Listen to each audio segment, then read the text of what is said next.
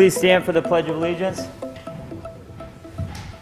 I'd like to call this public meeting to order. I pledge allegiance to the flag of the United States of America and to the republic for which it stands, one nation, under God, indivisible, with liberty and justice for all.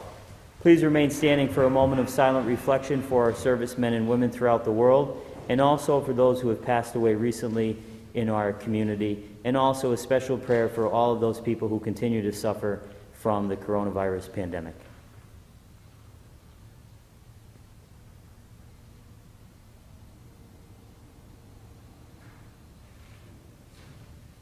Thank you. Roll call, please. Present. Present. Here. Here. Here, please dispense with the reading of the minutes. Third order, 3A, proposed timeline for Rubicon launch and Scranton key performance indicators received from Department of Public Works Director, received November 23rd, 2021. 3B, correspondence received from Licensing, Inspections, and Permits Department, dated November 23rd, 2021. 3C, overtime review for all departments as provided by City Controller, dated November 24th, 2021, for the period January to November 2021. 3D, minutes of the Civil Service Commission meeting held October 7th, 2021. 3E, Office of the Economic and Community Development Staff salary breakdown as provided by OECD Director. Are there any comments on any of the third order items? If not received and filed, do any council members have any announcements at this time? I have a quick one. So there's going to be a Coats for Kids Bar Walk 2021 hosted by the Scranton Fire Department, December 11th from 3 p.m. to 10 p.m. All the specifics are on their Facebook page. And I'd also like to do a retirement announcement. So Pat Browler officially retires after 24 and a half years of dedicated service to the citizens of Scranton. Pat Brower announces her retirement. Pat has spent the last 24 and a half years with the OEC Department, the Treasury Department, and most recently the Scranton Police Records Division. We congratulate her on her outstanding career and wish her a happy, healthy retirement. That is all I have. Thank you. Thank you. Anyone else? Yes, I just wanted to say happy Hanukkah to all who celebrate. Tonight is the third night. Thank you. Anybody else? I just, yes, I have one. Phase 2 of the South Scranton Manuka Hometown Heroes banner program will kick off Saturday, December 3rd and Sunday, December 4th from 10 a.m. to 2 p.m. at the community room at Nayog Park near the pool. They will also be including East Mountain moving forward. To purchase a banner for pre-Memorial Day installation, please bring a photo, cash, or check for $250. You'll be required to fill out some information regarding the veteran as well as a short message on the banner. No orders will be taken until all the information is complete, and this is on a first-come, first-served basis. There are a limited number of polls available. With any questions, please email Bob Gattens at bobgattens, Gattens, @gmail.com. Thank you. Thank you. Anyone else? I just wanted to congratulate the Scranton Prep football team and their head coach, Terry Gallagher, on a very successful football season. They made it very far into the playoffs and made the city of Scranton very proud. Mr. Voldenberg? Fourth order, citizens' participation. Thank you. The first speaker tonight is Joan Hodowanitz.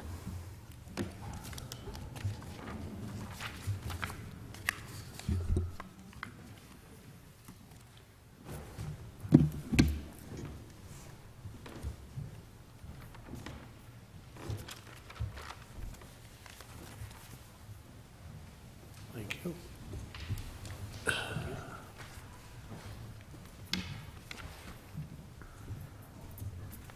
Joan Hodowanitz, Scranton. Just want to start by letting you know the library is having a book sale from now through Sunday at the Marketplace at Steamtown, second floor in front of the gym. You can get any kind of books, children's books, adult books, CDs, DVDs. You can get a hardcover fiction or nonfiction book for no more than $2. No supply chain problems. Get your Christmas shopping done. If you buy one of our tote bags on Saturday or Sunday, everything you stick in it is free. Okay. News on the audit. Anything? Nope, for the second year in a row, it's going to be late. Okie dokie. All right. With regard to the Times Tribune article yesterday on Courtright era lawsuits, I noted that 3 of the 4 lawsuits, the settlements, are not covered by the city's insurance. Is that something like $910,000 of the $1.1 million? I believe so. Okay, will that come out of the contingency fund, or is there a special fund for that? I believe it'll come out of court awards. Court awards? Court awards, yes. Okay, all right. Assume you're going to have 2 more council meetings, December 7th and December 14th? Is that the plan? Yes. Any hope of getting the union contracts on legislation to get those passed by the end of the year, or we don't know? I don't know the timeline. Okie dokie.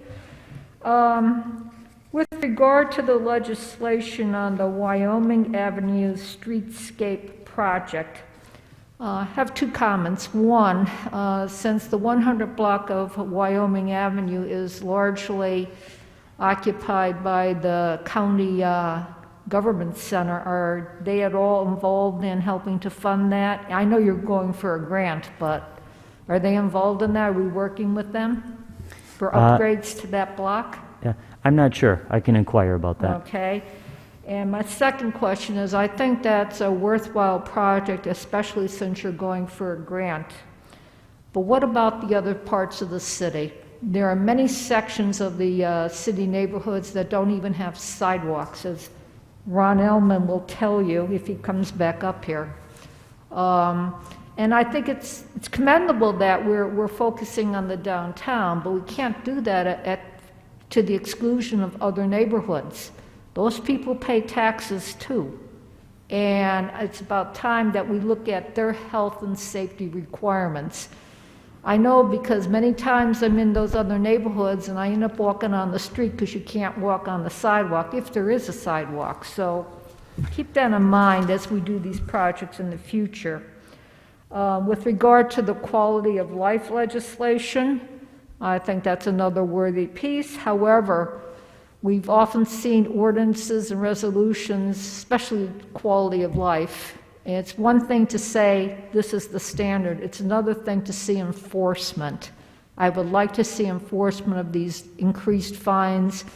There's no point having legislation if you're not going to enforce it. It's just a waste of time.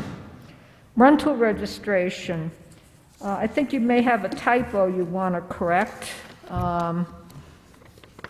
The cost of a license shall be as follows. In calendar year 2022, $45 payable on or before November 1, 2021. Did we miss that milestone?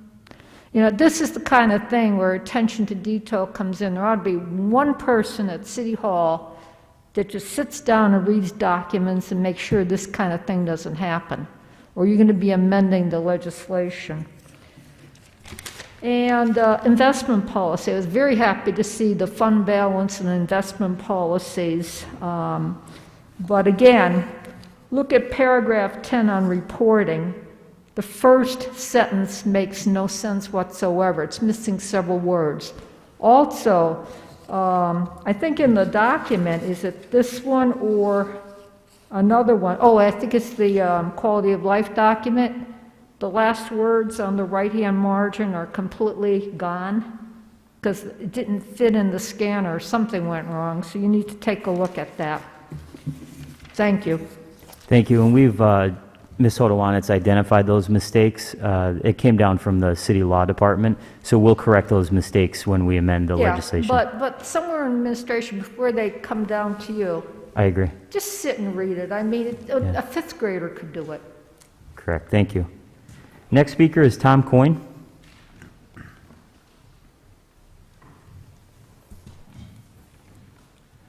Tom Coyne, Manuka.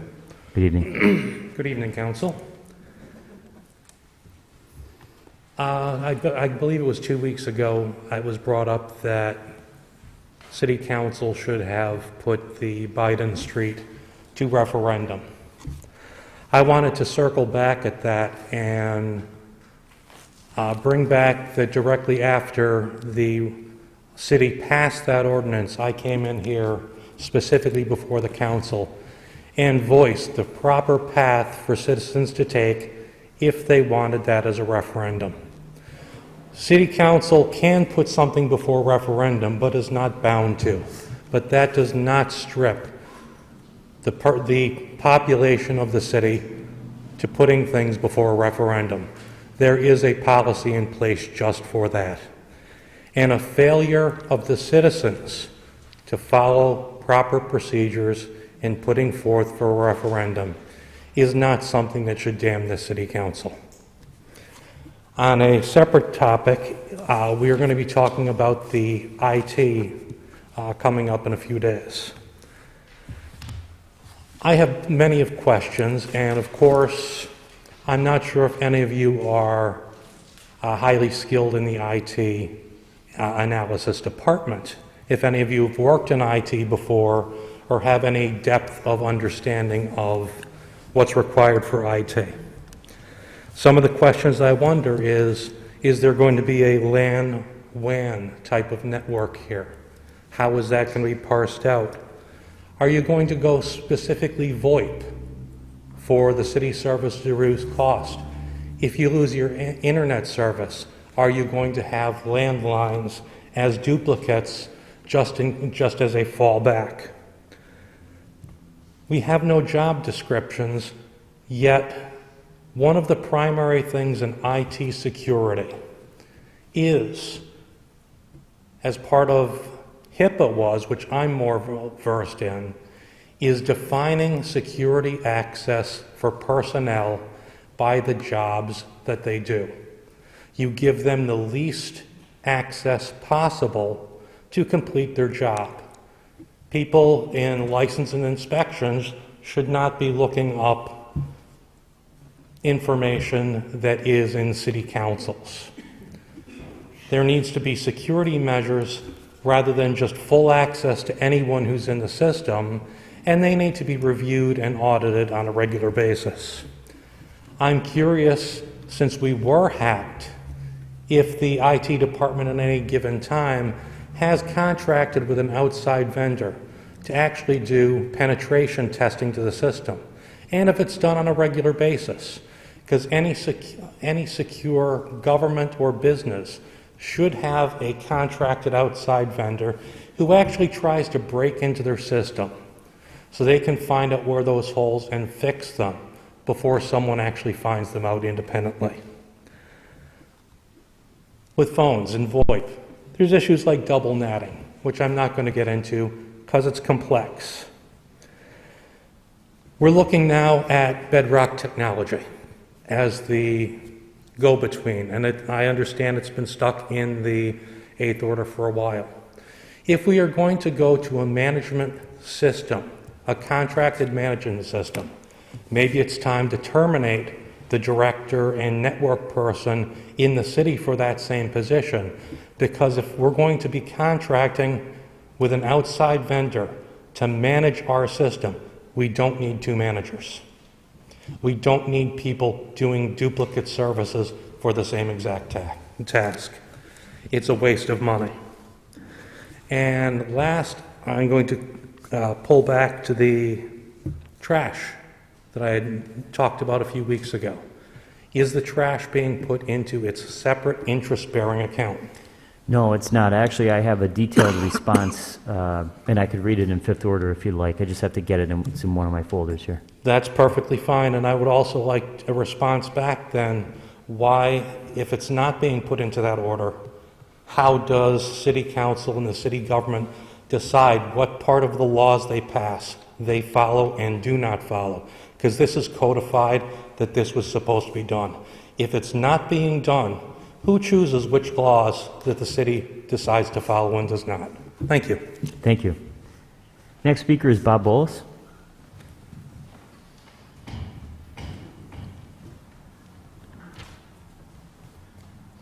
Bob Bowles, Scranton.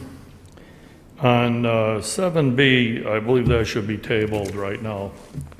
After reviewing some of the stuff in it, I think there needs to be much more of an examination as to the efficiency of how to run DPW than what they're trying to do. Truck should be on natural gas. There should be so much more right-hand turns. Packmaster should have snow plows on them. Many years ago, when Mayor Peters was here and we were a Brockway dealer, we designed and engineered 8 different trucks for the city in the DPW, section trucks and Packmasters. So I believe you need to get in a little more depth and talk to some of the people in the industry around here and educate yourselves more than just listening to what these people have to say. There's a lot of flaws in it, and I would ask that that be tabled till you have a little more discussion, a little more knowledge about what's going on. The other part that I think has to be done with that is that you have to have a public meeting here and educate the people how our city's running, the efficiency. Mr. Schuster, you're in charge of finance. I would ask that you make a motion tonight for a forensic audit of the city of Scranton, the finances, so we never have to have what we had here tonight or in the newspapers with Mr. Gaughan going after the mayor and this and that. This is not what we're about. In fact, quite honestly, Bill, I think you owe the mayor an apology. Listen, I would never take a lesson on civility from you. No, I'm talking about. That's not your strong suit, let's be honest. Please don't stifle my speech tonight. I don't That's want to get not into your it. strong suit, civility. So I don't, believe you should let's not go owe there. the mayor an apology for going to the newspapers and publicly embarrassing the people in the city of Scranton. Okay? By going in and commenting that she didn't know what she was doing and all the stuff that went on in that budget. Okay, it's not the way you operate. It's not the way business should be conducted. Thanks. Okay, and you need to turn around and take a real hard look. I brought up a lawsuit on Naog Park with the Recreation Authority. You personally went against it, where you accepted $100,000 a year. We wanted $700,000 to $800,000 for all the cars that are parking there. You pay $2 an hour in front of the hospital to park a car. Yet you should be bringing $800,000 to $900,000 in for all those parking spaces up there. This is a business that Geisinger has that throws millions around like jelly beans. Yet you went ahead and put $500,000 in a tax on the people and let that slide. This is what I'm talking about, the efficiency of running the city, why you need a forensic audit, why you need to go back where you need to be to the basics, and get away from all this nonsense. I've been here for many, many years. We've been here doing this. I just think that it's an embarrassment, what I saw here and what I read in the paper. I came up from Florida, and I opened the paper, and I saw that. It turned my stomach. Okay, I had an injunction hearing this past week with the injunction for the signs on Biden. You people agree with them? We disagree. We're the people of the city of Scranton. We should have had a say in it. The people on Spruce Street, they all came here. They had a say, but you people ignored them. Yet they're the ones that pay the taxes that prevent this city. To see those signs, see what's going on around the world that he's creating is an embarrassment. Maybe not to you, but it is to us. I was in Florida, had people say, "Where are you from?" I said, "Scranton." They said, "You got to be kidding. Do you know that idiot?" I said, "Yeah, I know when we were kids." So it's not pleasure. You want to do it in the city, fine, but it shouldn't be on the interstates. No way, shape, or form should there be signs saying the expressway for Biden. It should be Scranton, next exit. The state and the federal government own those roads, not the city of Scranton. And our litigation is trying to force them now to remove those signs off the interstate because of what's going on in this country. Remember, Joe Biden incinerated men, women, and 7 children. He killed 13 of our fellow vets. And how many more came home maimed that you don't hear a word about? This is what I'm talking about. We're Scrantonians, and we deserve better, and we deserve camaraderie between you and the mayor. Thank you. Next speaker is Jack White.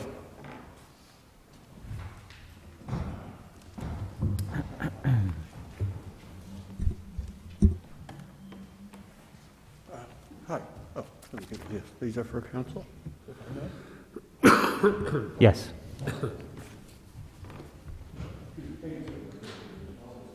Okay, thank you. Thank you. Good evening, friends, neighbors, council, people. Assalam. I hope you're all enjoying this season of light, and that everybody you love and that love you back are well. I've been paying attention to Pete Buttigieg out there in Indiana, roads and streets, and he talks about the health of a city and how it relates to taking care of the roads and the streets. Those pictures they're not Siberia. They're Music Street in Scranton between Harrison and Meadow, a couple hundred yards there. Some of those holes, well, the whole thing is one big slice gone. Years of neglect, decades of neglect. And, you know, it's a simple, if I may, a simple solution, gravel. You don't need to pave it, but you can't walk there, believe me. I was there today. There's water, they're a foot deep. You can't walk there. You cannot walk there. They're a foot deep. And they're covered with water, so you can't see the holes. And they will be covered with snow, and you can't see the holes. Anyway, simple fix, gravel. One day, DPW could be there, and I'm sure we have the gravel. It's over there in the DPW hideout. So, Buttigieg, wonderful man, bright. He reminds me of you a little bit, Bill. You know, Thank you. You know, how he presents himself and stuff like that. A real straight shooter, cares about citizens. He is cleaning up, I don't know what town he is, but he's cleaning up the country with infrastructure and things like this. He's a good guy, good heart. I think he'll be president someday if he's not careful. But you know, it's mostly in politics, we don't pay attention. This is all my opinion, to the small stuff. You know, we talk about budgets, finances, but if you notice, you know, if I see you in the street or something, you might say, "Hey, Jack, how are you?" And I'd say, "How are you back?" And I don't say, "How's your budget? How are your finances? Can I see your checkbook?" Our citizens here, what synchronicity, talked about roads, sidewalks. This is what we want. This is what we need. The newspaper covers budgets and conflicts between the branches of government. I care about that stuff, but I don't want my neighbors breaking a leg. I don't want that to happen. And we can't sue City Hall for the neglect. I'm not saying you guys did it. This is decades old. 2 truckloads of gravel. If it wasn't for politics, Bob Bolus would have that job done tomorrow. But it goes into committee, and oh, should we do it? You know, maybe we should pave it. Don't pay it. It's not going to pay. It's going to stop. If you put gravel in there, you're going to stop the erosion. Put up some drain things. We all care about. I mean, I love the city. I've been here 4 years. Hill section, Wheeler Ave, I've said that. The streets are looking really good. Pete Buttigieg talks about three-way stop signs. It's the most, it's where most people are hurt. Three-way, we don't need them. We do not need three-way stop signs. We need caution signs. I mean, Ash Street, maybe we don't need anything. But three-way stop signs are dangerous. I'm done. Thank you. Bye. Have a good night. Oh, I have to leave right after citizen participation. Art show at the AFA, we're hanging it on Friday, first Friday. It's a great show, including my 3 pieces. Okay, good. Thank you. Have a good night. Next speaker is Norma Jeffries.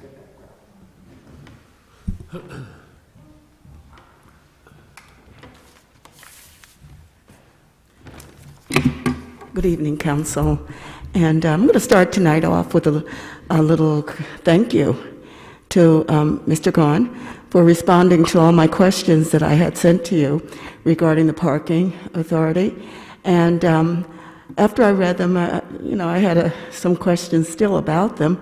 But basically, if I have those questions, I'm sure others have. And I was wondering, is there a Q&A that can be put someplace so that people will be able to know what to do about the kiosks on the street as I run into them, okay? That was the only thing I had about that. Sure. And to Dr. Rothchild, the intersection of Linden and Harrison. I don't know if those weeds are down because of the frost or if someone did cut them down, but it's good to see that they're gone and they've cleaned up that corner. So thank you for that. I'm here to talk again about the park and the light show that's going on at the park. And just to give a few more details about that, and that it's running every night from 5 o'clock to 10 o'clock. We do accept donations at the end of the display after they've gone through the park. And also to give a shout out to the people and the workers at the Parks and Recreation Department and the volunteers that come to the park and have put that show together. There's a lot of new lights and things that have gone up. We're using LED lights now because that's more efficient and they're brighter, and it just makes the displays that we do have more visible. So I wanted to give a shout out to the Parks and Recreation and especially to John Dunbar. Today I went up to the park because another resident had made a huge sign that said thank you. And I took it up to the park. I wasn't sure who I was going to run into up there this morning, but John was there, and he and another one of the workers were very gracious about putting that sign up for me. And they placed it as you come through the tent area, right as you go out into the street area, Arthur Avenue. And there's a big sign that says thank you, because we really do thank those people that have come and gone through the park and have given us a donation, so that next year we can even have a bigger and better park. Also, I wanted to talk about the hayride. We do have the hayride that goes through the park, and it goes through all of the displays. It only runs through Thursday to Sunday, Sunday to Thursday. So that, because it gets backed up with the traffic on some of the other nights, so they've chosen to do it on that particular night. And it's a regular hayride with the bales of hay and everything. You sit in the wagon, and it pulls you through the park. So it's quite a nice addition to the park. It costs $5 for adults, and children are free. So the only thing I say, come on out, dress warm, and enjoy the light show that is there for all of us for the city of Scranton. Thank you. Thank you very much. Next speaker is Ron Ellman.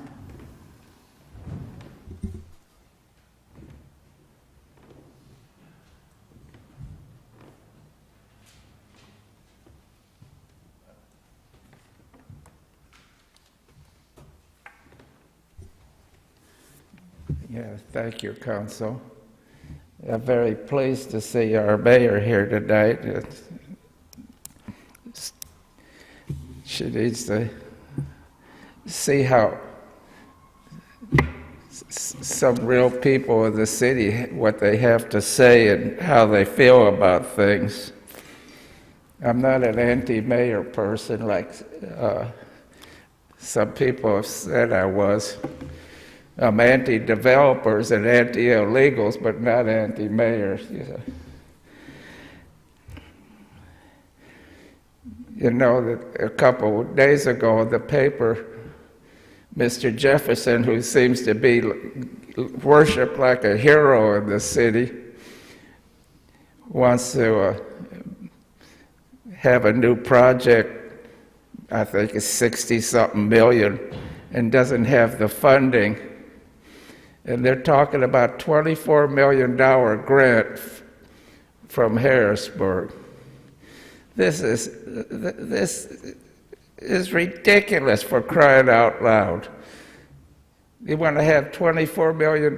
If he's that short, he wants free money from the taxpayers to enhance his own self. This can't be allowed anymore. These developers, they do everything under the sun to keep their tax base down. And here, the city is, Mr. Evans said last year that there must be 5,000 houses abandoned, foreclosed, and for sale or rent. The developers have gotten money for buildings, and people are paying taxes on houses they can't rent anymore because they go into the newer stuff. Something needs to be done about it. If they don't have money to build, then, you know, let them go to the bank or something. And I don't believe you would know it, but when the city was, I think they got the $300,000 or something for the wall downtown. The previous administration had a $3 million grant for the people of Scranton. We needed a fire truck, some fire stations had leaky roofs and so on. And this money was taken away from the people of this city by Henry Hermosa, who worked for Lackawanna College and was on the administration, and given to Lackawanna College. I think you could go back and get our money from them with Mr. Shapiro's help. This was not a kosher deal. Henry Hermoso signed papers on the sewer authority, and he's not an attorney. I stood right here and announced he had no legal standing. His law firm isn't in Pennsylvania.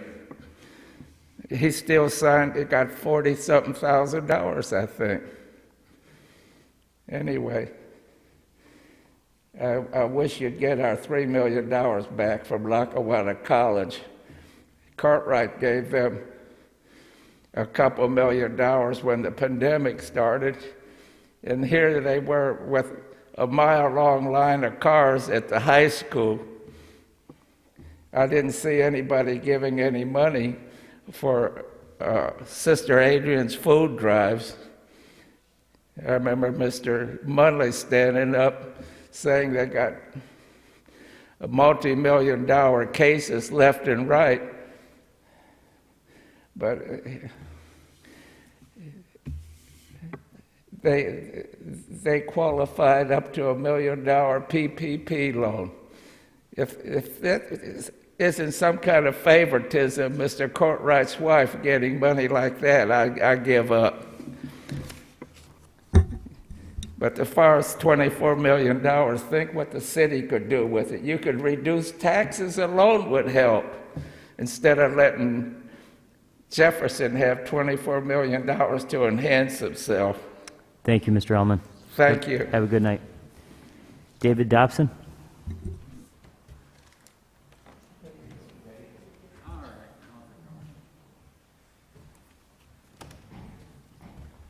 evening, Council.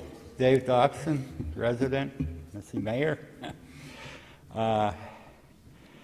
Okay, to start, there has been something said with the proposed budget and so forth. I don't know how we can plan on anything without the audit. And it's been late every year for years and years and years. I heard one of the last of the Mohican good old boys was responsible this time with our sewer authority. And I don't know how we can plan without that, so there's nothing we can do about it now. But next year, if we at least get it by July or whatever, I'm not a paper person. I was in the automotive repair business all my life. So I'm not really that good with documents, but, I don't know how you can plan. Excuse me, Mr. Dobson. I'm sorry. Please take it outside if you have a conversation. Go ahead. I don't know how you can plan for anything without knowing how much is or isn't in your bank account. And once again, I'd like to mention, and it's a great time to mention it, television recycling. They're piling up as I mentioned 3 or 4 times already.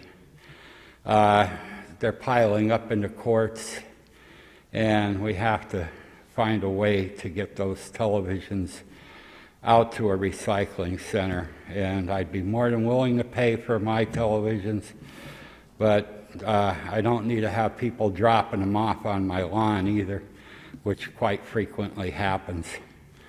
Not televisions, but just about everything else. And last week I spoke about electric cars and the film with Michael Moore. It's probably available online for free, Planet of the Humans. And it does question our ability to have so many electrical devices all running at once as a substitute for fossil fuels. So we need to slow down the talk of it a little bit. And once again, one was demonstrated last week, and it was a Humvee. I used to, actually, when this SUV came out, I used to have to put a jack stand under each leg of my lift because it was 1,500 pounds overrated to the design of the lift. It's ridiculous. And disappointing is our schools are already seeming to reject the payroll tax. And we need to go over tax exempts and make sure they're nonpartisan also, because if you're a partisan tax exempt, you don't deserve to be a tax exempt, period. And once again on COVID, we have the 5th concerning variant. They don't know whether, I think it was not Moderna, but the other one, aren't sure if they're not going to have to tweak it, and we're still all here in masks. I have been out to public affairs about 3 times in the last year and a half. A concert with a mask on doesn't appeal to me. Please go out and get your shots, because it is the non-vaccinated that are most apt to get it and pass it around. And by the way, the anti-vaxxers are dying at a rate of twice the vaccinated. Or, well, there was an article in the paper, if you voted for Trump, you're more than likely to be an anti-vaxxer and 2 times more likely to die. So they're probably 4 or 6%, and we're 2%. So that about wraps it up. Thank you. Have a good evening. Thank you. You I'll as well. probably have to duck out a little early. Okay, thank you. That exhausts the sign-in sheet. Anyone else like to address council? Yes. Still Marie Schumacher. Two quick things. I hit the red light going down Mulberry and Penn Avenue, and our Lurda marketeers are at it again. They still have that on their digital billboard. They are saying, you know, work in Scranton, no taxes for 10 years. I just, that's bait and switch, and I personally wouldn't have anything to do with somebody who pulled that on me if I was a business person coming, looking to start a business. And then Scranton Tomorrow used to come regularly. I don't know when they were here last, but there seems to be a total standstill at that lot on Linden and Wyoming. And I just wondered if we could get some information on that. Yes, we'll get an And update. then I want to go back to last week, because I just don't understand. I hope I never hear soon 1700 block of Wyoming Avenue again. This has dragged on since 1995 that I know of, that problem started. And the fact that that garage is not demolished. Last week, I told you that the mayor had talked about it at your budget, one of your budget meetings, is that it's the owner, the property owner of the garage, and that they keep moving the posts. And then Elaine Cipriani said they keep asking for things that probably aren't doable. Not, that's my own words, but the meaning is there. And then I said that I had heard, and from a reliable source, I believe, that the owner of that property, as its attorney, had tried several times getting in touch with the city's solicitor, and no answer, no feedback at all. Now, somebody there is you talk about moving posts, they don't get much further apart than that. And you said, I've suggested you guys go down, or some of you go down and talk to them and find out where the posts are, really. I just think this needs to get done. And you said you couldn't go out there. You are only the administrators. I don't understand. You were out there with Mr. Young. How many times you sat here and told us what was going on? Why can you go to one property owner and not go to the other? Tonight I'm going to ask if the Times can't do something to find out what's going on and why that garage is still standing. This is just terrible. Do you have any idea on how this can be resolved in a reasonable amount of time? I agree that it's terrible, but it won't make any sense. The man has an attorney. It won't make any sense for me to go out there. The attorneys are apparently dealing with each other. Solicitor Hayes, would it be appropriate for me to go out and deal with an individual homeowner when there's potential litigation and this is tied up between attorneys at this point? Okay, well, you have a solicitor. No, Maybe it won't be. That's what I just asked. It wouldn't be appropriate or productive, I don't believe. I think that, it's being handled by the law department. I think that they are well aware of the issues and are trying to find the best resolution they can. And we just sit here and twiddle our thumbs when that... But Ms. Schumacher, please, that's not true. Sit here and twiddle our thumbs, that is a gross mischaracterization. I've been on council for 8 years. I've tried to help Mr. Young every step of the way. We've got him to this point. It's so unfortunate. If I could knock it down myself, I'd be out there with a hammer and a sledgehammer. It's for some reason tied up with the gentleman that owns the garage, or the structure. There's nothing that I can physically do. Time out. I'm getting low. Tell me then what the city can do to get that done. Go out and to talk I mean, That will be between the law somebody's department got to and do him. something. I agree with you on that. Well, who does it? It's got to be the law department. Well, I don't want to get into this is for a council meeting now, but we'll try to get an update for you, but as far as me going out and dealing with that man's attorney and Somebody trying to needs to figure do something it. That's all I I'm agree with saying, you. and I'm out of time. Okay, Thank you. thank you. Ms. Schumacher, if I could speak to that. So if I had $1 for every time somebody accuses me or anyone from the administration of, oh, I can't get a hold of you, I don't think we have to worry about the budget at all. That is a common refrain. I have a correspondence nearly daily from our solicitor about this on my email. Solicitor O'Brien has been working this as hard as he can. Eileen is involved, Eileen Cipriani, on the demolition contract piece. That's all teed up. We're now involving our insurance advisor, and there is a meeting set for next week with the property owner. Ms. Cipriani and I had said the same thing, right? Goalposts are moving. The owner keeps moving the goalposts. Things keep changing. That continues to be the case. We are trying to get it resolved as quickly as possible. What we cannot do is just go onto the property and bulldoze it ourselves. Now, we could do that, but I believe we would set ourselves up for litigation that would be far more expensive than we would be, willing to do. So it's a very difficult position, but I guarantee you it's not for lack of focus from the law department, the administration, and again, that there is a meeting with the property owner. I believe it's next week was the first opportunity the property owner was willing to meet, and we'll continue to work on it.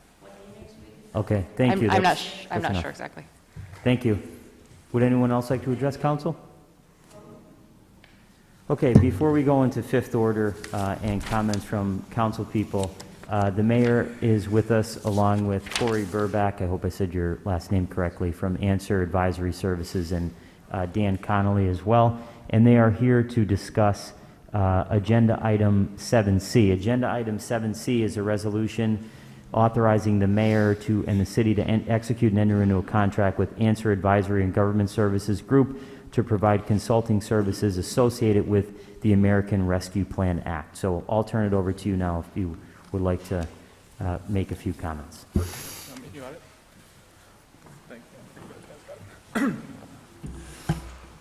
Well, good evening, council members, mayor, community. As mentioned, my name is Corey Burbach. I'm a director with Anser Advisory.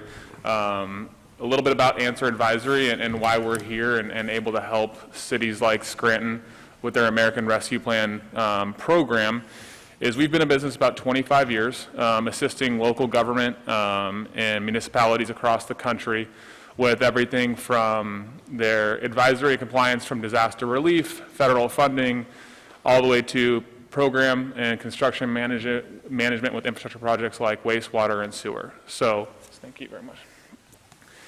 So that's why it was very natural for us when the CARES Act came along with our experience with the federal funding and compliance and auditing support to assist local municipalities, cities, and counties. And then from the CARES Act, it transitioned to the American Rescue Plan. So currently, we are advising over 30 municipalities, cities, and counties across the country, ranging from roughly $1 million all the way up to $125 million in American Rescue Plan allocation amounts. So we're assisting counties and cities all the way from kind of what we refer to as the break glass if needed approach, where we provide a lot of guidance and oversight, all the way through a program management staff augmentation role. We've kind of handed out, I know we didn't want to do a presentation tonight at the advisement of the city, so just a little bit about some key dates, how the city of Scranton falls in with the metro and what are the services that we provide to you all as part of this contract. Thank you. Does anyone have any questions about 7C? Just a question, Mayor, and you may want to address this. It came up last week. So within your budget, you've identified that you're hiring several positions using the ARP funding, I think an executive director or someone to institute some of these programs and oversee the funding. So can you talk about how this contract with Anser Advisory Group and the positions that you have funded, not in the budget, but with the funding from ARP, how those two mesh together? One of the concerns last week, I think, was that they seem like it would be double work almost. I know Eileen Cipriani responded to us, but if you can address that. Right, and if I say something wrong, I'll please, chime in, Corey yeah. or Dan or David, please let me know. But the dollar figure that you see in the proposal from Anser would be a full suite of services where Anser would kind of take the ball and run on things where we believe if we have the right staffing in our shop, we can do a lot of those pieces in-house, and we wouldn't need Anser to provide that full suite of services. So the sticker shock I imagine you're referring to from that, we wouldn't be, sorry guys, we don't plan to pay that much to the consulting firm. We would be looking to have kind of an a la carte working relationship where we figure out what we can do, what our bandwidth is in the city, and then the Anser firm can complement that for us. Yeah, no, that's exactly right, and that's the conversation we had with city staff and we're serving a similar role in a lot of places where it's more of a guidance and review and what I call the shortening of the learning curve as this process. I know the first report was about 54 pages of reading and learning and digesting. Our internal experts can provide guidance on exactly what needs to be reported. We can review what needs to be reported and make sure, the scary word right now is clawback, that any of that clawback is prevented, identifying with our auditors, what the allowable the uses are, all of that. So there's really a peace of mind associated with the heavy lifting right now based off the way the city of Scranton is proposing it, being done by city staff and Anser Advisory really supporting from a guidance and advisory role. And it all falls under that 10% administrative convenience that's allowable under the American Rescue Plan. Thank you. And some of the new positions, are those allowable? Have we gotten confirmation that you can in fact pay for an executive, all the positions that you have in the budget that you're paying for out of ARP funds? We got confirmation that you can use those funds for those positions? Like for example, in your office, in the original budget, you had I think the title was a tourism and communications coordinator. Communications, events, and tourism coordinator. With the new budget that you presented to us yesterday, you've moved that to community development and you're funding it with ARPA. So did you get confirmation that you can use that funding for that position and those other positions that you've identified? So that is certainly something that we would check with Anser about if and when we're able to hire them. Tourism economic recovery is a huge piece of what the ARP dollars are designed for. So we feel confident we would be able to do that. But we won't hire anyone, spend any money with ARP without checking with our firm first. So, these are these economic development positions, and specific these for a director. SRA is just standing up that's all economic development, communications, and then support staff. I'm not going to ask them to answer this in this moment, but there are so up to, is it 10%? Yeah. Of the ARP funds can be used for administrative reasons. We certainly don't want to hit that mark. We want to have as many dollars on the street as possible, but we need to give ourselves the tools to be able to do it, and we'd work with them to make sure that we were doing it correctly. Yeah, and I would just add, for us, as we want to make sure that 10% number as a support staff, not meant to a target. It's more we want to be on the lower side to support the fact that these dollars are really meant for short-term recovery and long-term regrowth. But when looking at the roles identified, it really comes down to time spent, and that's part of the auditing process, is tracking the time spent on the allowable expenses and making sure that we're in compliance. So when we look at things like staff involvement, making sure that it was spent and dedicated to the American Rescue Plan recovery and under the allowable expenses. Okay, thank you. Anyone else have any questions on this? Yeah, just quickly. So in our legislative cover sheet that was attached with this legislation, it says under financial impact cost at $2,373,560 for the life of the program, and then $390,000 for year one. So are we just guaranteeing that you're getting $390, but then the cap is 2.3? You want me to answer that? Yeah, sure. Okay, no, you can go if you want. Okay. Yeah, so I think what we're doing, the estimated fee for what we've talked about for year one is the $390,000.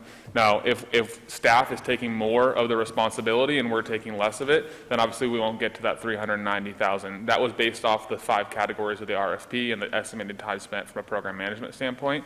But I think what we're doing, and admittedly what we're learning a lot through this process is, it evolves and changes. So where our roles are one day to next is really dependent on the needs of the particular city. So our project team is about 7 people. I didn't introduce Dave Jahoski. He's actually on the phone right now.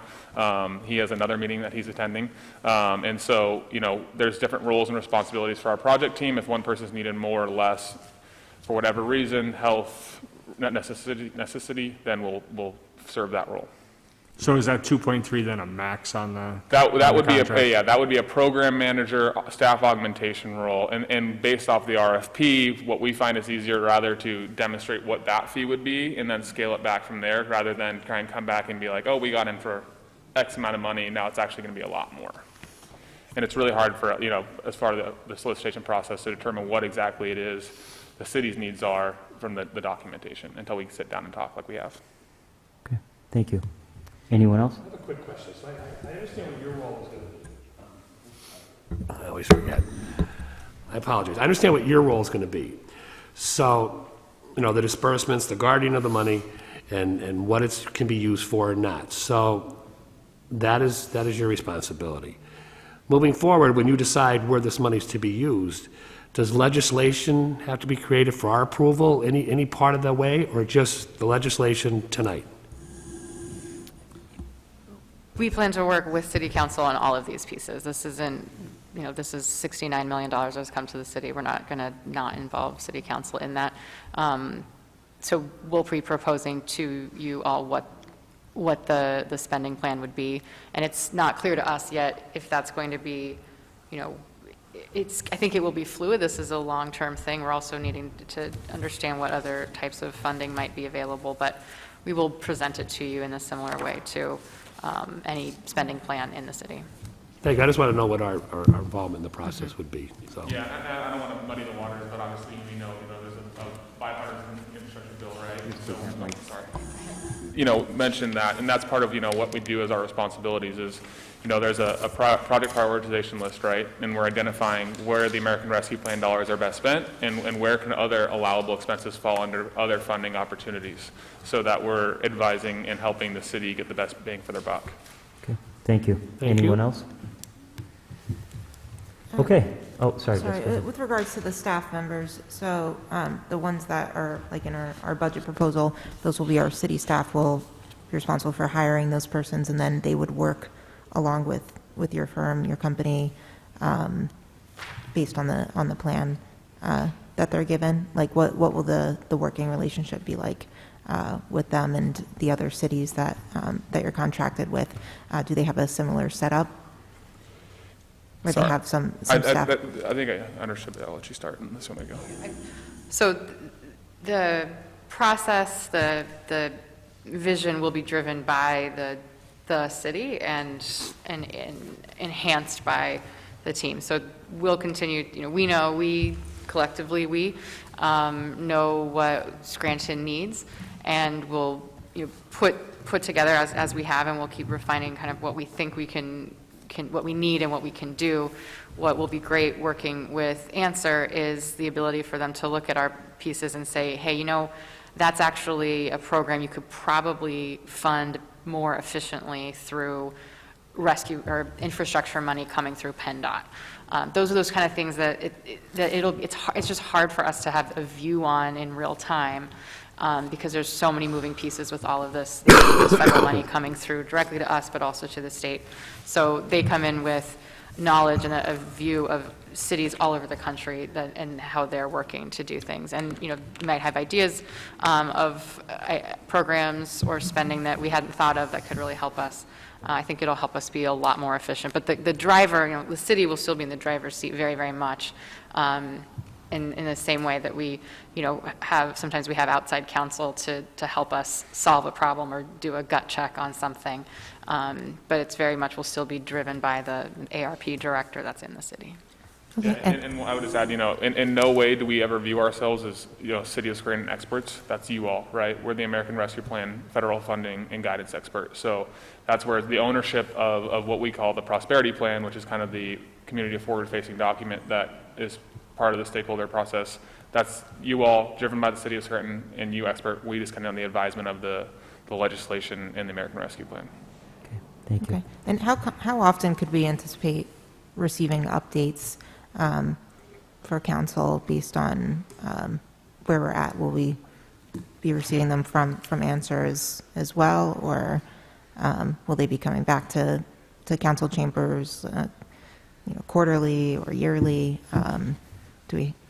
I mean, I think that there'll be a lot of heavy lifting here in the next, 6 months, probably 6 to 12 months. So, I'm sure we would be happy to report in at any point, but there will be a legislative back and forth with this coming up with how we're going to spend the funding, and so that will be a very active process, I would think, in this first part of the year. And then we'll see, I think no one knows, right, how once the heavy lift of this initial spending plan is done, it might be that we would, have fewer questions to ask of Anser, or at least you guys would maybe have fewer questions to ask of Anser, but once we've kind of set the trajectory of what the big projects are. But I'm sure you're happy to come in. No, that's exactly right. I think, yeah, and I said we're local in a sense. We're about a little over an hour away. Well, Dan is. I'm not going to lie. I live in Austin, Texas. But much to my pregnant wife's chagrin, I'm on the road a lot. So we are attending these meetings. I was in Everett last night, Massachusetts, and so we're here as much as you all need us to. I would say, not because the final rule isn't out yet. No one's gotten to exactly the expending portion of it, right? So right now it's about pre-positioning. There's a lot of money hitting the street in our country, so how do we set ourselves up for success? Once we have the projects identified, the final rule has been established, and we can proceed with the plan. Thank you. Anyone else? And just in terms of what we know now by the rules, it seems right now that the lost revenue is going to be less restrictive than any other of the funds, correct? Yes. I did say seems like it's going to be. Yes, I would just say that what we've learned is, and not to spend up too much time on this and get into a wormhole, that from other past experiences and what we've learned from auditors is the expenditures under the lost revenue might be most closely scrutinized. And so it's all about identifying the reasoning and establishing those opinions as to why the revenue loss calculation is justified and where those expenditures go. Don't want to get into specific details, but if we're looking at debt as part of revenue, there's things we want to probably avoid. Just because we put it in there doesn't mean we don't want to avoid the non-allowable uses under the American Rescue Plan. And just so I'm just asking, just because we do have 5.1 million in a line item under lost revenue for this year's budget, so we just want to make sure that we could identify 5.1 million within our budget that we assume could possibly qualify for that lost revenue funds. Yeah, and that's one of the first things we're working with the city on. All right. Thank you. Anyone else? Yes, now I'm shifting gears back to the position. So you have an ARP staff and an outreach service coordinator, and then that third position that was going to be in the mayor's office is now going to be also supported with these funds?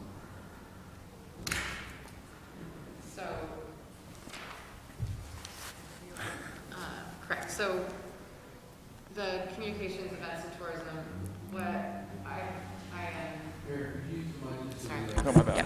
I am resigned to the fact that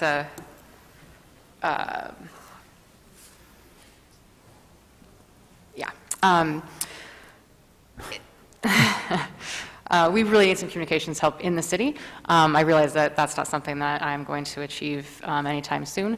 So I don't, though, want to leave on the table the opportunity for us to take advantage of the tourism and economic development pieces that are allowed for under ARP. So this position would report to the ARP director.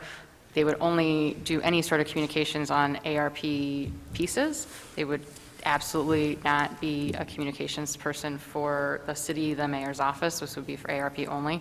The other pieces of that, the tourism pieces, we get calls, I want to do a film in Scranton, I want to bring this office character to Scranton. There are a lot of really great events that are good for our economic development. They're good for the city's profile. They're good for our growth that we're going to miss out on if we don't have somebody who can be the point person. So America 250 is coming up, the 250th anniversary of America. There's some great things there that and we would have to confirm, but having somebody there that's able to work on those things to support the economic development efforts of the city, I think would be really important. And if we find that that position is not allowable, or that it can only be a part-time position of someone else's job, we'll be flexible with that. But I pulled it out of the mayor's office because I know there's no desire up on the dais to assist. Well, I the wouldn't city say that. I wouldn't assume that, because I don't really think we got to that point, to be honest with you, Mayor. So I wouldn't insinuate anything about how council feels on positions, because we never got to really have an in-depth conversation. I don't want to rehash the beginning of the meeting, but the budget wasn't balanced, so we were busy with trying to make sure that all the departments were properly funded. So I would not sit there and insinuate anything or any feelings that council has, because we did not communicate that to you directly. We never got to that point. Anyone else? So you also stated ARP director. Do we know who the ARP director is going to be? Is this, is Anser going to be in that position? No, who is going to take the lead on the ARP? The goal is to hire someone to be in that position here in the city. Okay. Now, is that ARP staff, outreach coordinator? Where is that I'm missing this? I'm sorry. The ARP director, where is that located? What do you mean, where is it located? Where is it located in the budget? In the budget? Yes. In the community development. It's so community development and salary detail. That's where I'm at. So is this the updated version? Mm-hmm. Okay, so it's not in the past one, it's in the updated version.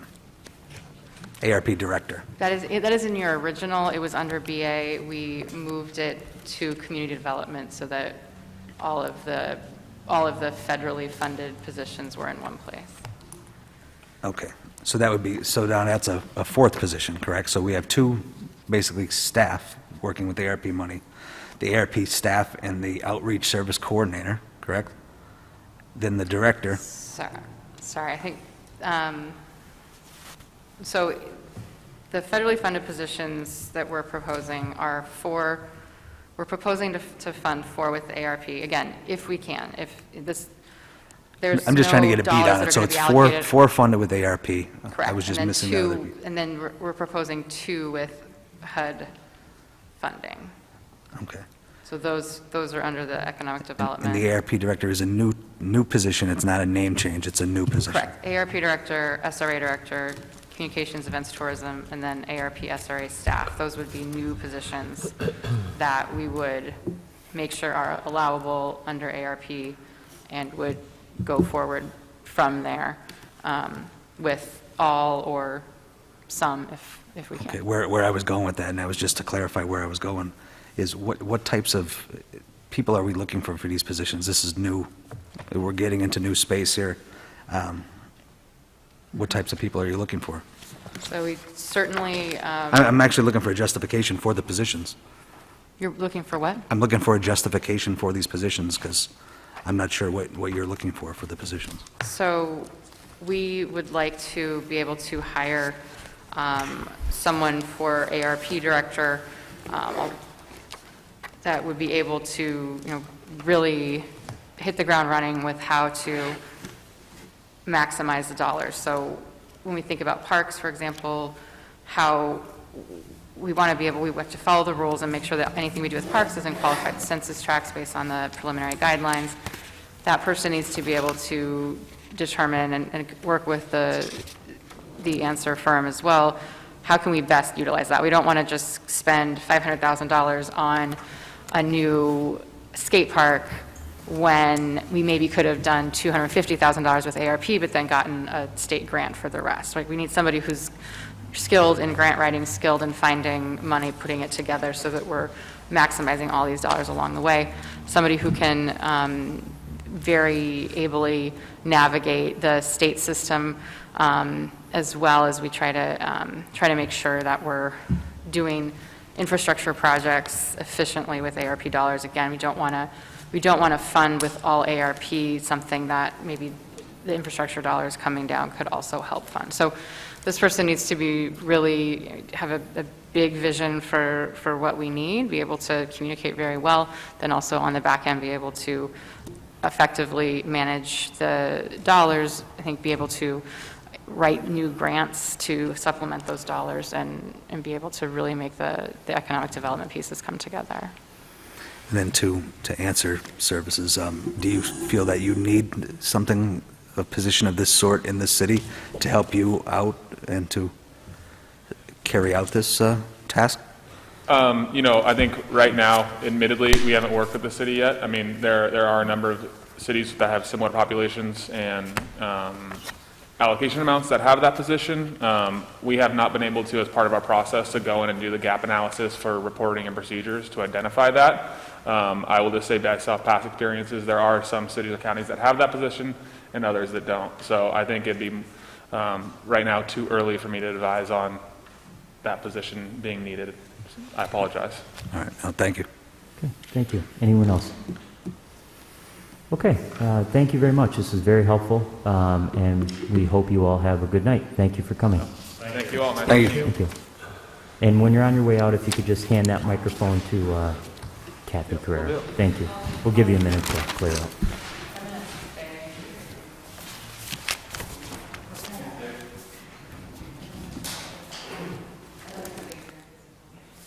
There will be no more questions. This is just council comment. But you're more than welcome to stay if you'd like.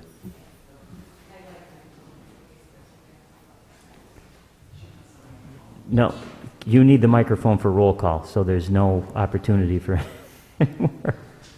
Been through that. Frank? Fifth order, 5A motions. Councilman Schuster, any motions or comments tonight? No, nothing at this time. Councilman McAndrew, any motions or comments tonight? Nothing at this time. Dr. Rothchild, any motions or comments tonight? No, not tonight, thank you. Councilman Donahue, do you have any motions or comments? I'll save my comments for agenda items. Okay. Thank you. I have a few comments. I just want to address once again this evening the 2022 budget process and explain to the public briefly how this went off the tracks for the second year in a row. I'd like everyone to make everyone aware that, as we saw tonight, Mayor Cognetti will try to spin this, which he has already started to do at the public hearing earlier tonight.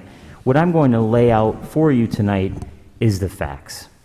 First, the way the budget was presented to us for the second year in a row is not part of any budgetary process I've ever been a part of in the last 8 years. Prior to Mayor Cognetti's administration taking over, the budgets were always provided free of mistakes with complete narratives that explained any and all changes. As everyone knows, I was at times at odds with the former Courtright administration. But as I said, the budgets that were provided gave us the opportunity to have those disagreements because we did not need to make wholesale changes in the middle of the process. The mayor's budget this year for the second year in a row was unbalanced and riddled with errors. Last year, as I mentioned last week, there were dozens of changes that council had to make to balance the budget because of errors and mistakes. This year, there are 134 changes that the mayor has proposed in order to make sure that the budget balances and to correct glaring errors. This is no molehill, this is a mountain. Now, I have 3 meetings in council chambers left. I have no axe to grind. This is just totally, the way it was handled was totally unprofessional. For example, CBA increases not being included. 89 patrolmen listed at a salary of $900,000. That's $10,000 per patrolman. Employees listed as non-union when they are in fact union. Pages missing, columns missing. Last week, the SAFER grant being included in the budget when, quite frankly, they couldn't provide answers on the plan for the ambulance service, which they claimed they were going to sustain those positions in year 4. Totally unacceptable and unprepared. My job as a councilman is to ask the sometimes uncomfortable and difficult questions. So in this process, quite frankly, I'm doing my job. The way the budget was presented to council a few weeks ago, and this second or third or fourth or fifth iteration that was presented yesterday, lacked any respect for our office and the public. Similar to the way it was presented to us on November 15th, it was rushed at the last minute, a complete train wreck. The mayor, Larry West, and Carl Dealey have failed their basic responsibilities outlined in the Home Rule Charter to provide the public and council with a balanced budget. For the second year in a row, they have put the city in a very precarious financial position because of incompetence, laziness, sloppiness, and carelessness. I do not believe in rewarding incompetence. The business administrator, coincidentally, is getting a $10,000 raise along with dozens of other employees in the mayor's administration. The mayor has stated in the past that she wanted to have a discussion with council on raises for dozens of employees in new positions. How can we do that, as Councilman Donahue noted last week, when the basic tenets of the budget are not correct? And it's not clear to me that adding more staff would fix the issues that exist within this administration. I take my job on council very, very seriously, and I take no pleasure in spending my last few meetings as a councilman having to do this, but the truth must be told. I am very concerned at the current state of operations in City Hall. Not only is the budget process clearly in shambles, we currently have no HR director and no IT director, and all I hear from the mayor and her staff are excuses. Although the budget this year was a complete calamity, the public can be assured that this council will take every step necessary to make sure that the budget is balanced and, in fact, correct. And we will pass a budget by December 14th in spite of the mayor and the business administrator's complete disregard for this process. And as I mentioned earlier tonight, this process was wrong. I have been sitting up here for 8 years. There is no way that anybody can tell me that the way that this was handled was correct. It was mishandled for the second year in a row. And that concerns me because last year, as I stated last week, we might be able to understand new mayor, new administration. This is the same nonsense and garbage that we saw last year. Complete and utter chaos up and until the last minute. We have to pass a budget by December 14th. If we're mandated, actually by December 15th, in the Home Rule Charter. Now we have 90-some pages of a new document with new numbers. There's no respect for this council. Again, we take our jobs and I take my job very seriously. We go through this line item by line item. So this will take time. We'll get it done. We will make sure that the public's money is spent and it's spent correctly and the budget is balanced. But my suggestion for next year would be to make sure that everyone reviews this budget and make sure that there are no mistakes. Everybody in life makes mistakes, but to do it 2 years in a row at this rate with 134 changes is completely and utterly unacceptable. And at this time, I'd like to make a motion that City Council send correspondence to the Pennsylvania Economy League detailing our concerns with the budget and asking them to review this new proposed budget to make sure it is in fact correct. Is there a second? Second. There's been a motion and a second on the question. According to Act 199 of 2014, our Act 47 coordinator has a statutory responsibility to review a financially distressed municipality's proposed annual budget. The coordinator, according to Act 199 of 2014, may make any necessary modifications to the proposed budget to meet the adopted recovery plan or exit plan's objectives and return it to the municipality with those modifications at least 45 days before the end of the current fiscal year. We receive a letter, which I have here in front of me, every year since I've been on council, which details whether or not we've met the exit plan. This letter now is not good for anything because the numbers have changed so much. So we'll need a new letter from the Pennsylvania Economy League, and I quite frankly would like to ask them how they reviewed this budget, since they are our financial coordinator and we're supposed to be out of Act 47 at the end of January of next year. Anyone else on the question? All those in favor of the motion signify by saying aye. Aye. Aye. Opposed? The ayes have it and the motion passes. Mr. Voldenberg?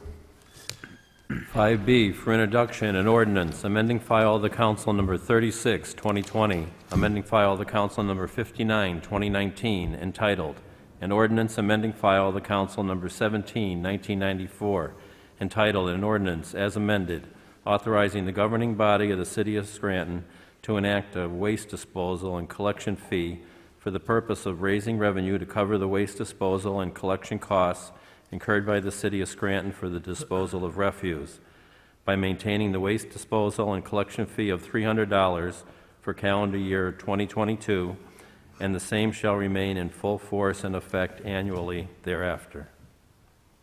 At this time, I'll entertain a motion that item 5B be introduced into its proper committee. So moved. Second. On the question? All those in favor of introduction signify by saying aye. Aye. Aye. Opposed? The ayes have it, and so moved. 5C for introduction, an ordinance amending file of the council number 62, 2019, amending file of the council number 58, 2016, as amended, entitled, Establishing a Registration Program for Residential Rental Properties, requiring all owners of residential rental properties to designate a property manager for service of process and prescribing duties of owners, property managers, and occupants, by maintaining the rental registration fee of $45 for calendar year 2022, and the same shall remain in full force and effect annually thereafter. At this time, I'll entertain a motion that item 5C be introduced into its proper committee. Second. On the question? All those in favor of introduction signify by saying aye. Aye. Aye. Opposed? The ayes have it, and so moved.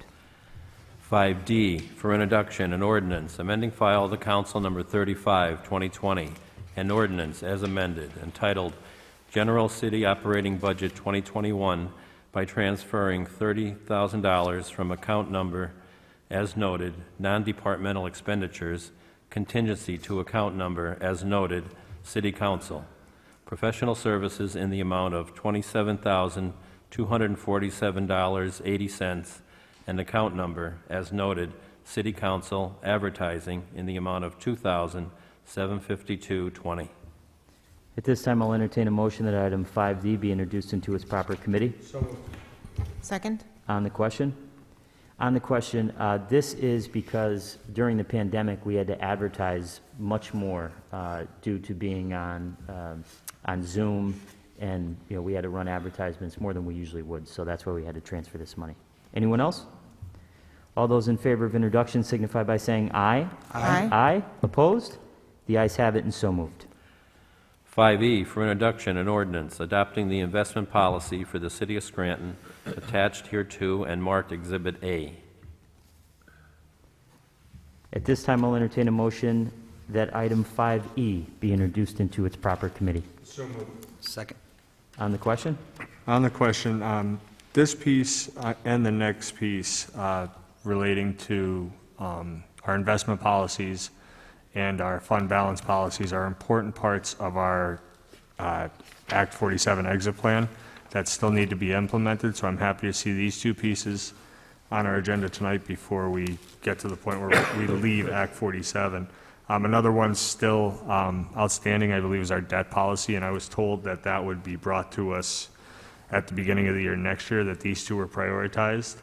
And then another issue that was outstanding is the payroll, conversion of payroll prep, which I will touch on when that agenda item comes up too. Anyone else? All those in favor of introduction signify by saying aye. Aye. Opposed? The ayes have it, and so moved. 5F for introduction, an ordinance adopting the fund balance policy for the city of Scranton, attached hereto and marked as Exhibit A. This time, I'll entertain a motion that item 5F be introduced into its proper committee. So moved. Second. On the question? All those in favor of introduction signify by saying aye. Aye. Aye. Opposed? The ayes have it, and so moved.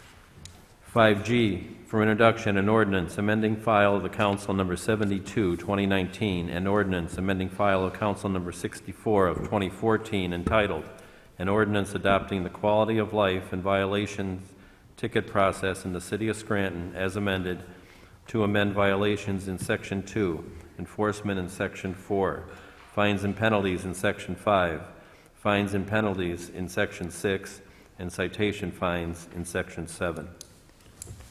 This time, I'll entertain a motion that item 5G be introduced into its proper committee. So moved. Second. On the question? Yes, on the question, this came out of the Quality of Life Task Force, as well as conversations that I've had with Ms. Cipriani, and I'm sure she explained when she was in here a few weeks ago to talk with council. The quality of life tickets have not been working. Before my time, it was voted to decrease the fee to $25 for quality of life violations, and that was in hopes that people would be more motivated to pay the fee or correct the issue that they're receiving the fine for, and that has not happened. So the Licensing, Inspections, and Permits Department has maintained data and documentation, and we have not collected any more on any more of the fines from people than before. So people were not motivated to pay like we had anticipated, and in fact, it's made it more difficult for us to then bring these violations to the magistrate, because magistrates don't seem to want to take up just $25 that someone owes the city, and so this is it's not for the city to make money off of the residents. This is to in hopes of changing the behavior for the people who are violating the quality of life ordinance, and so it increases the fees from $25 to $100, and then if it is not paid, then there will be a late fee of 10% per week. And then if it's unpaid for 10 days, then it will be filed with the magistrate. So we are hoping to get better compliance from the changes to the quality of life ordinance. And I know that there was a citizen who had brought this up and had questioned the city's effectiveness to then to enforce the quality of life ordinance, which I know has been an issue in the past, but I believe that really the department has been working to help change that process and improve it. So I feel more confident that it'll be better enforced. That's all. Thank you. Thank you. Anyone else? All those in favor of introduction signify by saying aye. Aye. Opposed? The ayes have it, and so moved. 5H for introduction, a resolution authorizing the mayor and other appropriate city officials for the city of Scranton to execute and enter into an agreement with Pioneer Construction Company, Inc. to perform demolition work within the city at Naog Pool and Pump House. At this time, I'll entertain a motion that item 5H be introduced into its proper committee. So moved. Second. On the question? All those in favor of introduction signify by saying aye. Aye. Aye. Opposed? The ayes have it, and so moved. 5I for introduction, a resolution, appointment of Paul Andrew Simpson III, 2715 Price Street, Scranton, Pennsylvania, 18504, to serve as a member of the Scranton Parking Authority Board effective November 12, 2021, until expiration of the term on June 1st, 2026, replacing James Wintermantle, whose term expired June 1st, 2021, and was held over. This time, I'll entertain a motion that item 5I be introduced into its proper committee. So moved. Second. On the question? On the question, I just want to take a second to, I know Mr. Simpson very well, and I know he'll do a good job, but I want to take a second to talk about Jim Wintermantle. Jim Wintermantle has done an outstanding job as a member of the Scranton Parking Authority Board, and this is a man who has a vast amount of experience in city government. He used to be the city clerk here years ago, and he's a gentleman. I've called him numerous times, and when I've run into him, just to ask him about different processes and procedures, and he is like an encyclopedia of city knowledge. So he always does a wonderful job and has given years of his life of service to our city. So I want to thank him. Anyone else? I would also like to thank Mr. Wintermantle and wish Drew Simpson well, because I know he'll do a fantastic job. Thank you. Anyone else? All those in favor of introduction signify by saying aye. Aye. Aye. Opposed? The ayes have it, and so moved.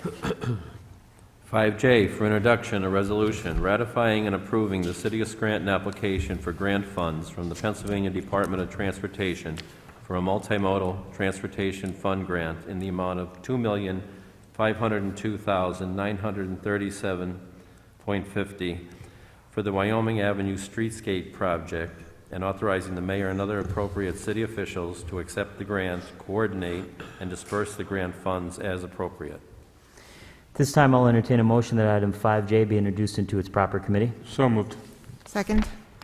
On the question? On the question, this is a phenomenal project. I saw the drawings today and the renderings of what this may look like if we get this grant. This would enhance the downtown and promote economic activity and economic vitality. So I support this project 100%. Anyone else? All those in favor of introduction signify by saying aye. Aye. Aye. Opposed? The ayes have it, and so moved. Sixth order, 6A, reading by title, file the council number 94, 2021, an ordinance creating and establishing special city account number as noted, entitled ARP Funds for the receipt and disbursement of monies from the American Rescue Plan funds. You've heard reading by title of item 6A. What is your pleasure? Mr. Chairman, I move that item 6A pass reading by title. Second? On the question? All those in favor signify by saying aye. Aye. Aye. Opposed? The ayes have it, and so moved. 6B, reading by title, file the council number 95, 2021, an ordinance repealing 1, file the council number 147, 1986, entitled, an ordinance providing for the general revenue by imposing a tax at the rate of 2 mills upon the privilege of operating or conducting business in the city of Scranton as measured by the gross receipts therefrom, requiring registration and payment of the tax as conditioned to the conducting of such business, providing for the levy and collection of such tax, prescribing such requirements for returns and records, conferring powers and duties upon the tax collector, and imposing penalties. And 2, file the council number 98, 1976, as amended, and imposing a mercantile license tax of 2 mills for the year 1987 and annually thereafter upon persons engaging in certain occupations and businesses therein, providing for its levy and collection and for the issuance of mercantile licenses, conferring and imposing powers and duties upon the tax collector of the city of Scranton, and imposing penalties effective January 1st, 1987, and adopting an ordinance for the general revenue by imposing a payroll tax on the amount of payroll expense generated as a result of a business conducting business activity within the city and to be leveled at a rate of 0.2787%, requiring registration and payment of the tax as conditioned to the conducting of such business, providing for the levy and collection of such tax, prescribing such requirements for returns and records, conferring powers and duties upon the tax collector, and imposing penalties. You've heard reading by title of item 6B. What is your pleasure? Mr. Chairman, I move that item 6B pass reading by title. Second? On the question? On the question, first off, I was extremely disappointed to see the school board's about-face last night on their previous commitment to convert from the business privilege and mercantile tax to the payroll preparation tax. In my opinion, the decision to forego this conversion by a majority of the board not only shows their lack of leadership or logic, it also doesn't reflect actual facts. Board members claim that this conversion was rushed without proper discussion, which is misleading at best. This has been a topic of discussion since before I was elected to this council 4 years ago, starting with its inclusion in the 2017 exit plan. Both city and district officials have been discussing this conversion in great length over my 4 years on council. I know this because I was in the majority of these meetings. There's been an exorbitant amount of shared services meetings, Pell meetings that have included district representatives, meetings between multiple different administrations, both city and district, as well as representatives from this council and a variety of different board members. The Mayor's Tax Policy Group, working group, has also been talking about this for a year and a half. 2 years ago, the district tried to balk at this conversion by putting it out for referendum. In turn, The voters approved this conversion by an overwhelming 72% of the vote. 72% of the voters in this city voted to approve this conversion, and last night the school board thumbed their nose at that overwhelming majority. Another issue brought up by the board is the estimated $1.1 million one-time delay in cash flow that would result in this conversion. This is because the payroll prep tax would transition to quarterly collection instead of lump sum annual payments of the BP mercantile tax.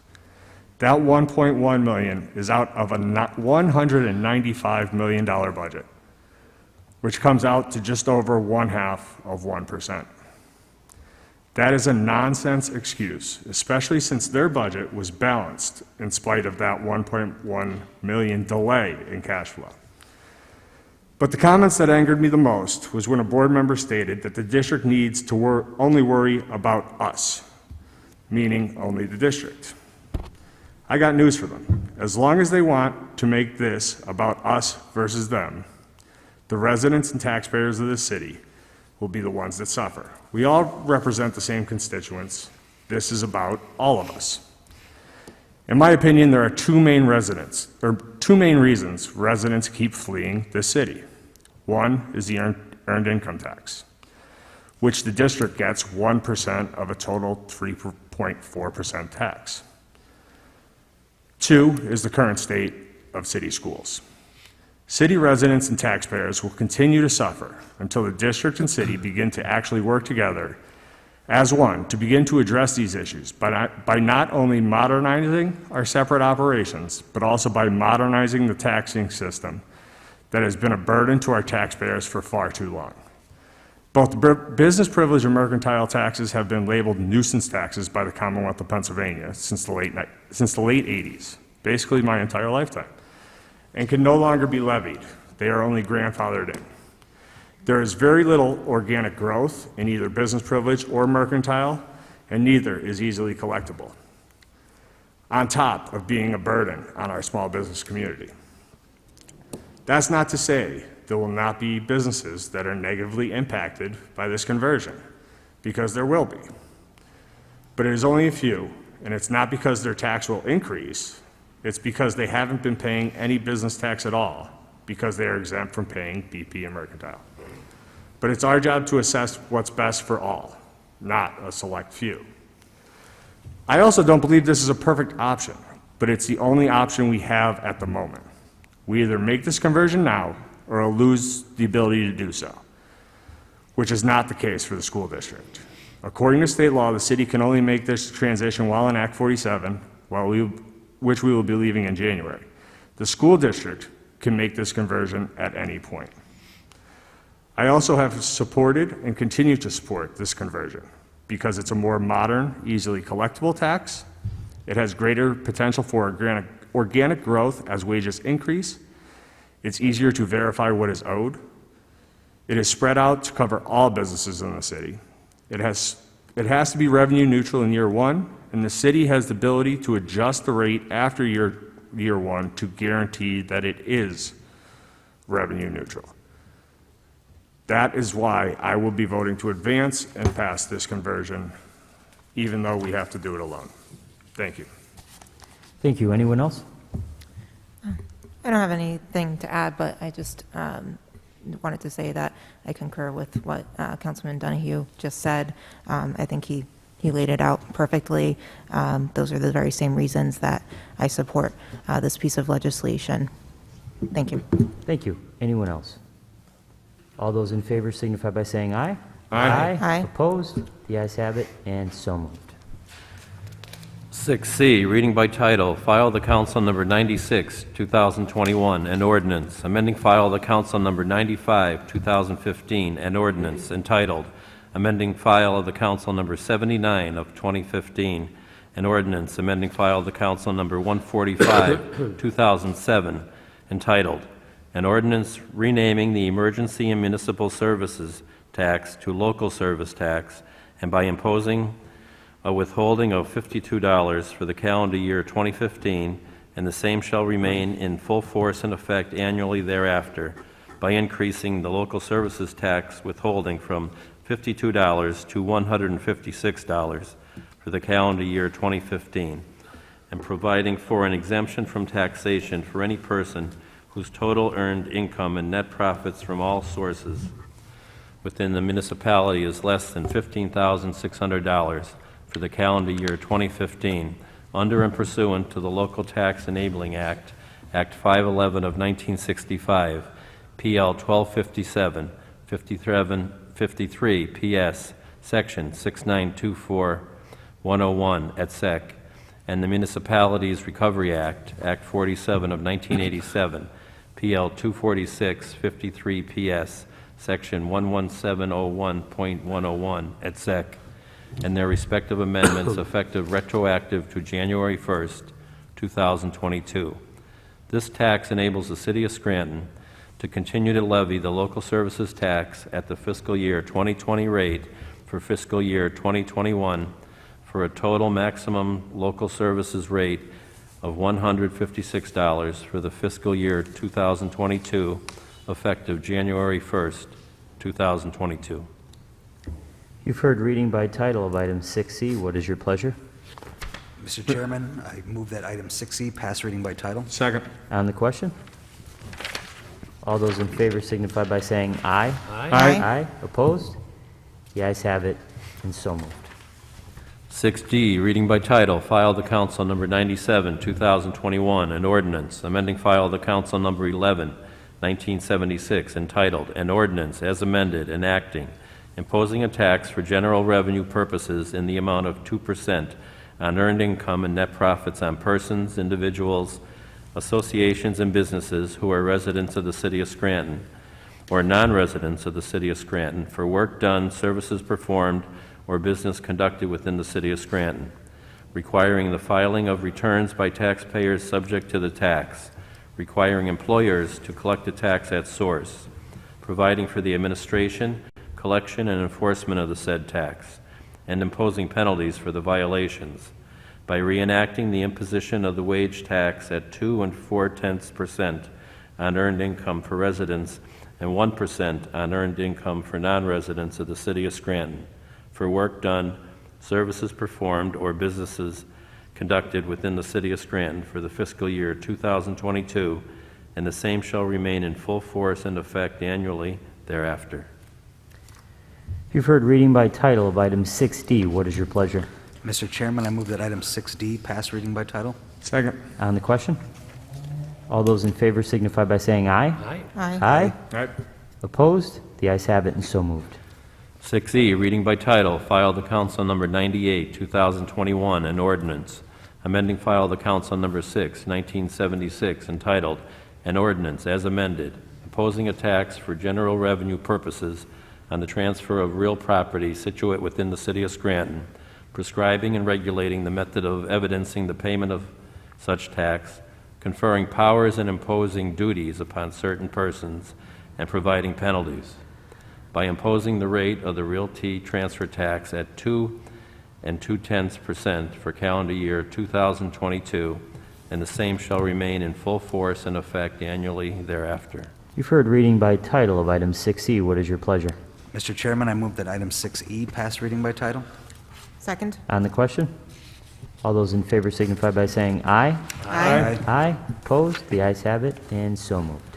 6F, reading by title, file the council number 99, 2021, an ordinance, amending file the council number 100, 1976, entitled, an ordinance as amended, levying general and special taxes for the fiscal year 1977 by setting the millage for the year 2022, and the same shall remain in full force and effect annually thereafter. You've heard reading by title of item 6F. What is your pleasure? Mr. Chairman, I move that item 6F pass reading by title. Second. On the question? All those in favor signify by saying aye. Aye. Aye. Opposed? The ayes have it, and so moved. Seventh order, 7A, for consideration by the Committee on Finance for adoption, file the council number 91, 2021, authorizing the issuance of a tax and revenue anticipation note, series of 2022, in the principal amount not to exceed $10 million, providing for the dated date, interest rate, maturity date, redemption provisions, payment, and place of payment in respect of the note, accepting the proposal attached hereto as Exhibit B from the financial institution named therein for the purchase of the note, naming a sinking fund depositary paying agent, authorizing the proper officers of the city to execute and deliver the note and certain other documents and certificates in connection therewith, authorizing and directing the preparation, certification, and filing of the necessary documents with the Department of Community and Economic Development of the Commonwealth of Pennsylvania, setting forth a form of the note. What is the recommendation of the chairperson for the Committee on Finance? As chairperson for the Committee on Finance, I recommend final passage of item 7A. Second. On the question? Roll call, please. Mr. Schuster? Yes. Mr. McAndrew? Yes. Dr. Rothchild? Yes. Mr. Donahue? Yes. Mr. Gaughan? Yes, I hereby declare item 7A legally and lawfully adopted. 7B, for consideration by the Committee on Public Works for adoption, file the Council Number 92, 2021, authorizing the mayor and other appropriate city officials to execute and enter into a contract between the City of Scranton and Rubicon Global, LLC, to provide smart waste recycling data collection and operations management system for the Department of Public Works solid waste and recycling fleet. What is the recommendation of the chairperson for the Committee on Public Works? As chairperson for the Committee on Public Works, I recommend final passage of item 7B. Second? On the question? On the question, I'm all about modernization, route efficiency, incorporating technology, and cost savings. So I had the opportunity to speak and pose questions to the head of DPW, DPW employees, and residents of the city. So based on the conversations I had from all parties and entities, I think that we might be missing something here. There was a pilot done last year for free of data collection. I think we could have taken that data collection, got everybody at the table for free, and come up with cost-saving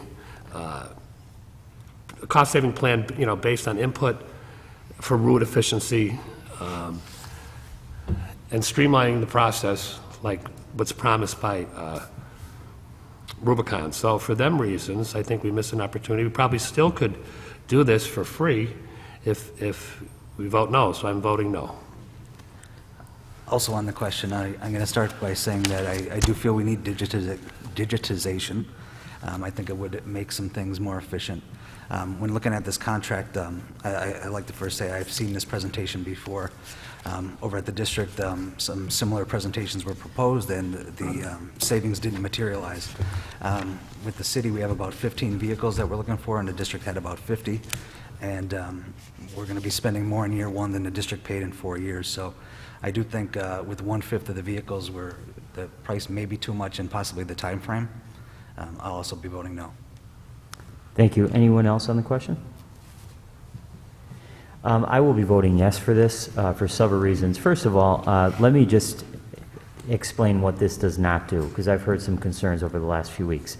So it does not mean that employees will be cut from the DPW. If anything, we need more employees in the DPW. The DPW historically over the years has been decimated because of budget cuts. There is not enough employees in that department to do all the things that we would like to be done in the city. So there's no question about that.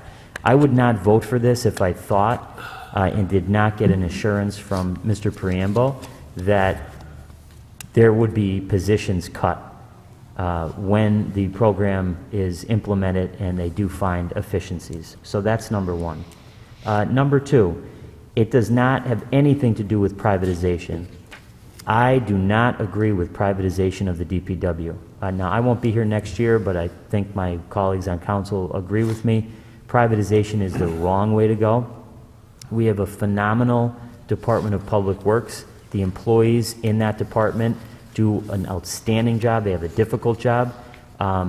This idea of privatization has come up before when I was on council, and I did some research into it, And actually, when you look at some instances of privatization throughout the country, when they try to privatize their public works department, they save a little bit in the beginning, but in the long run, the service is terrible, and they don't save as much as they say they're going to say, and the service is horrendous. So that's number two. This does not mean privatization. I would not vote for it if it did.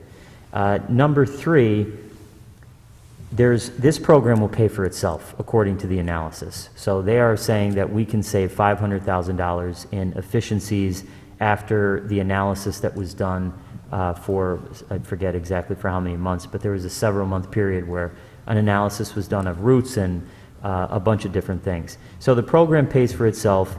The goal, I think, of any department in the city would be to be more efficient. I think it opens up the opportunities, number one, to hire more people, and number two, to serve the taxpayers and the residents as best we can, and that is to be as efficient as we possibly can. So you have proposed $500,000 in savings. Employees are not going to be cut. It does not mean privatization, and it also does not mean that there will be any change to the service that the DPW offers. I was assured this by Mr. Priambo, because there was a concern out there that the DPW would stop picking up larger items and things like that. That is not going to happen. That is not true. He assured me that that would not happen. So you're going to get the same level of service, potentially could be more efficient. I don't see the downside in this, so that is why I will be voting yes. Anyone else on the question? Yes, on the question, last week I had voiced my support for this legislation, and I still support it.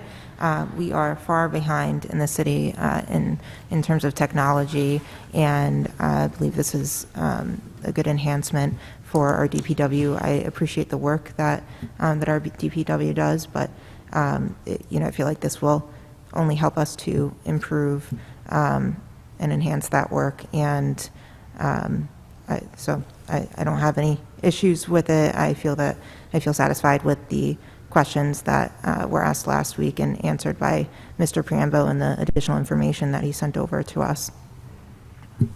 Anyone else? Roll call, please. Mr. Schuster? No. Mr. McAndrew? Nope.